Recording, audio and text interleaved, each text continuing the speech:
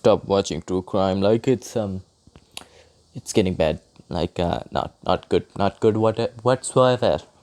True crime is getting to my head at this point. People say don't doom scroll because it's going to ruin your perception of the world.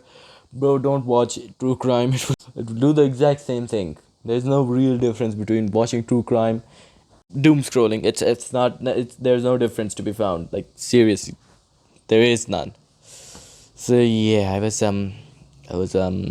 really deep into doom scrolling a few days ago. I guess like a few days ago, I was beyond deep into doom scrolls. Like I would go from I was watching basically most of the true crime that I watched was related to murder in some sense, and yeah, it didn't it's not good for your faith in humanity.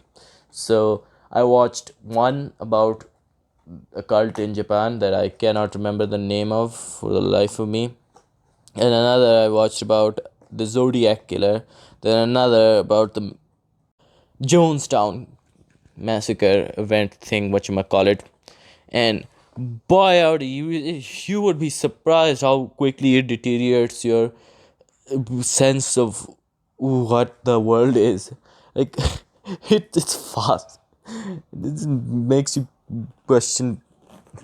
And also at the same time, it's incredibly interesting. Like, a well crafted true crime video, you could probably just watch, even if it's half an hour, maybe 1 hour long. It's really easy to just watch it because most of these true crime videos are, well, that I've watched, which is not that many, are slow paced and they take their time to explain everything in detail. So it's like a podcast, but again, I've never watched a podcast, so I have no say in it. But it is like what I imagine a podcast to be. You just turn it on and just keep listening to it. And well, it's kind of it just doesn't feel right to just keep it on in the background, keep it on another tab, keep it on Windows picture in picture mode, or keep it on another monitor if you have that. I just keep them on, like any video you watch of me. I just have a video that I'm watching when I'm making a video, which is kind of videoception in a sense, but it's a tiny little video in the corner of the screen. That's besides the point.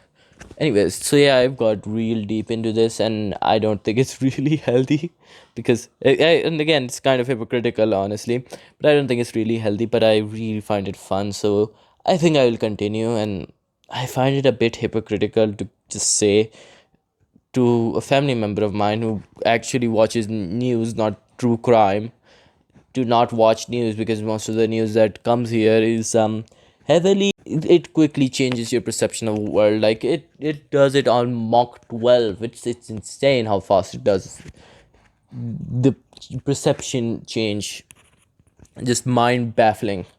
And it's kind of insane to think that